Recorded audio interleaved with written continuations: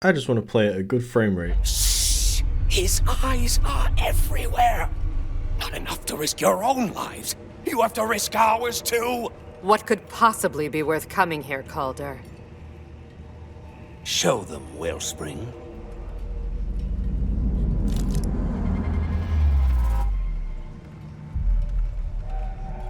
So, Borderlands 4 is finally out, which is kind of an insane thing to say because I still remember waiting years upon years for Borderlands 3, and that came out in 2019, which was 6 years ago. Jesus Christ, I'm getting old. But yeah, unlike Borderlands 3, Borderlands 4 is actually a really good game. It honestly has reignited my love for the Borderlands series and has reminded me why I enjoyed it in the first place, which is a complete contrast to 3, which actually kind of made me resent it as a whole. But I'll get into that in a bit. What I want to address first is the big, greasy, sweaty elephant in the room. That being the performance, because Borderlands 4 is one of the worst PC ports ever conceived, and that is not an exaggeration. It runs like arse, and the only way I can get it to run at a decent frame rate without stuttering is with frame generation. You should never have to rely on frame generation to make your game run well. That is insane. Like, DLSS is bad enough for most games, but frame generation? You've got to be kidding me. And it's not even that I have a pretty bad PC. I have an RTX 4090, an i9 something K, I don't remember the name, 64 gigs of RAM. I can run loads of other games that arguably look better at a smooth, consistent frame rate, like Ratchet & Clank Rift Apart. That game looks better than Borderlands 4, runs beautifully. The Last of Us Part 2 ran flawlessly, and again, looks better than Borderlands 4. Hell, I would even say that Borderlands 4 isn't even much of a visual improvement over Borderlands 3. And this isn't even an Unreal Engine 5 problem, because I played Metal Eden recently, which was also on Unreal Engine 5. Again, the game looks better than Borderlands 4, and it ran flawlessly on ultra settings with no DLSS. So yeah, the problem here is the developers. Specifically Randy Pitchford, who has been denying the fact that the game runs bad and that people should just upgrade their PCs because Borderlands 4 is a premium game. Typical Randy Pitchford, is his grease dripping onto his keyboard, making him type silly things out. I genuinely feel bad for Gearbox developers having to work underneath this man, but I'm getting into fucking ranting territory here. It just really baffles me how badly this game runs and how defensive Randy Pitchford is about how terribly it runs. So yeah, Borderlands 4 is great. I'm having a lot of fun with it, and it's reminded me why I like Borderlands in the first place. I grew up with Borderlands 2 in 2012, and I played the shit out of Borderlands 2 constantly over and over again. I have 100 hours in it on the Steam version, which isn't including the Handsome collection on the PlayStation 4, which I played through about a few times as well. And then I also really enjoyed the pre-sequel. But Borderlands 3 was such an insufferable game with its story and its characters and just almost everything about it aside from the gameplay. It just put me off the series. It made me dislike 2, the pre-sequel, the first game, Tales from the Borderlands, which looking back is also really good. So it's really nice having my opinions do a full 180 from how good Borderlands 4 is, which is kind of a shame of how bad it runs because a lot of people probably won't be able to play this until they can afford a bloody NASA PC, which I'm fortunate enough to own. I can just about run it with frame generation on. The gameplay of Borderlands 4 is peak. It literally plays the exact same as Borderlands 3, which was probably the best part of that game. And out of the 4 Vault Hunters, I've been playing as Rafa. He's a lot of fun. I really like his ability. I've been doing the skill tree where I have the turrets on his shoulders and I can get infinite ammo, which I can see being absolutely busted when I get the right legendary weapon. Speaking of legendary weapons though, they actually mean something again. They're actually rare, because I don't know if any of you remember, but legendary weapons were like finding rubbish on the side of the street in a UK city. It was abundant, you would see them everywhere, and you wouldn't want to, you just didn't want to pick them up half the time because it's just like, ew,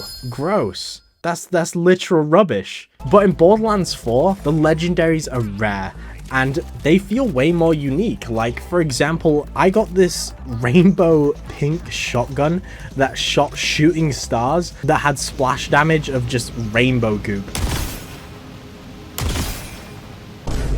and it was a gun that carried me for a solid 10 levels, and it was so fun to use and also look at. Like, it was a spectacle. I felt very cool using it. I felt very badass, very cool. You know, I felt like a unstoppable machine with my unicorn rainbow shotgun committing mass genocide. Oh, and what definitely helps with the gameplay is the fact the story is genuinely interesting. See, like I said earlier, Borderlands 3 was insufferable, and the story put me off the gameplay.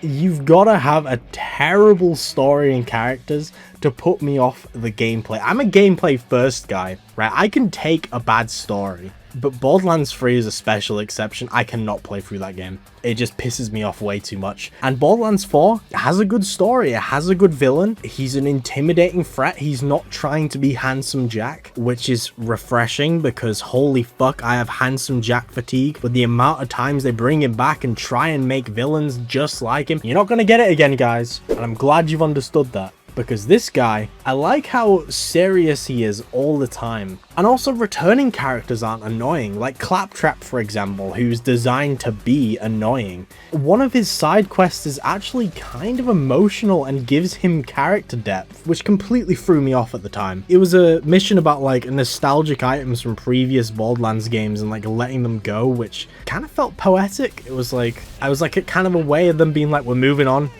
from this, you know, we're not gonna keep trying to retread ground, you know, fucking make Handsome Jack for the 50 millionth time. Those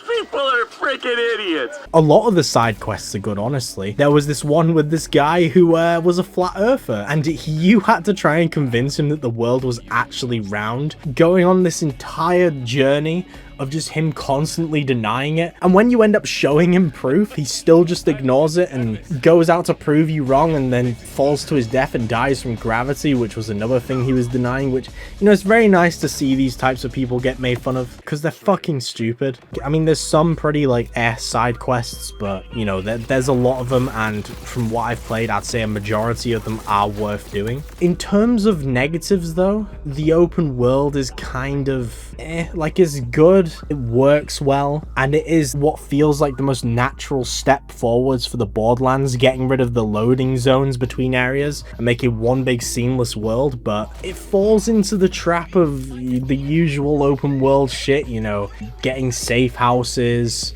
world bosses, empty open areas where you ride a vehicle around. It's not the end of the world though. Like, the game does look good, the areas look good, and there are quite a lot of secrets you can stumble across, and it's got the Borderlands gunplay. You know, you encounter enemies pretty frequently and you just shoot them, get XP and move on.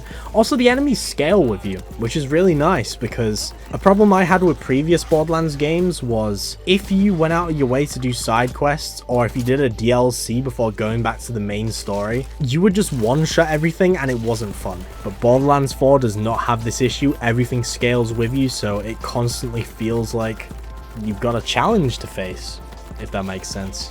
So yeah, Borderlands 4 is a great game. It's made by it was directed by a complete mug, but you know, that's just what Borderlands is fucking known for nowadays. And if you want to try the game for yourself at a discounted price, then I highly recommend getting it on Green Man Gaming. This isn't just me being biased because they're the ones who provided me with a code, by the way. I do genuinely think Green Man Gaming is an amazing site to buy keys, especially right now because they have a discount on Borderlands 4 for 15% off. So if you don't want to risk buying it at full price, then it's the perfect place to get it from. But yeah, I'm gonna go back to playing Borderlands 4. Oh, rookie! You can't sneak up on me like that! You were lucky my ninja protocols didn't kick in and I didn't karate snap your neck right off!